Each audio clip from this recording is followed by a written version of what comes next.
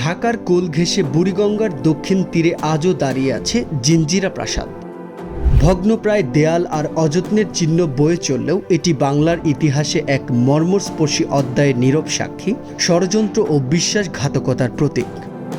জিঞ্জিরা প্রাসাদ বাংলাদেশের ঢাকা জেলার কেরানীগঞ্জে বুড়িগঙ্গার দক্ষিণ তীরে অবস্থিত একটি ঐতিহাসিক মুঘল স্থাপনা। ১৭০০ শতকের শেষ ভাগে মুঘল সুবেদার ইব্রাহিম খান ফতেহ জং এটি নির্মাণ করেন। জিঞ্জিরা শব্দটি এসেছে আরবি জাজিরা থেকে, যার অর্থ দ্বীপ। প্রাসাদটি মূলত অবকাশ যাপনের জন্য নির্মিত হয়েছিল। উঁচু প্রাচীর ঘেরা এই অট্টালিকায় ছিল দালান, উদ্যান ও পুকুর। কিন্তু সময়ের পরিক্রমায় এই প্রাসাদ অবকাশ যাপনের স্থান থেকে পরিণত হয় রাজনৈতিক বন্দিশালায়। ১৭৫৭ সালের পলাশীর যুদ্ধে বাংলার শেষ স্বাধীন নবাব সিরাজউদ্দৌলার পরাজয়ের পর তার মা আমিনা বেগম, স্ত্রী, কন্যা এবং খালা ঘসিটি বেগম সহ পরিবারের নারী সদস্যদের বন্দী করে আনা হয় এই জিঞ্জিরা প্রাসাদে।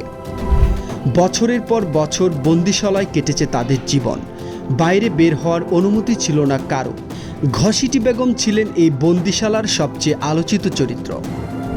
নবাব আলীবর্দী খানের জ্যেষ্ঠ কন্যা মেহের উন্নেসা বেগম, যিনি ইতিহাসে ঘসিটি বেগম নামে পরিচিত ছিলেন।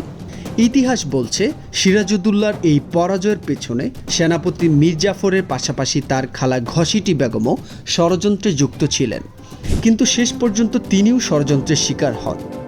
১৭৬০ সালে মুর্শিদাবাদে ফেরানোর অজুহাতে তাকে এবং আমিনা বেগমকে বজরায় তুলে নিয়ে মাঝ নদীতে ডুবিয়ে হত্যা করা হয়। আজ ভাঙাচোরা দেয়াল, ভগ্ন ছাদ আর ঝোপঝাড়ে ঢাকা জিঞ্জিরা প্রাসাদ নীরবে বলে যায় অতীতের ইতিহাস। একদিন হয়তো প্রাসাদটি পুরোপুরি বিলীন হয়ে যাবে, কিন্তু এর বুকে লেখা থেকে যাবে ষড়যন্ত্র আর বিশ্বাসঘাতকতার সেই ভয়াল কাহিনী।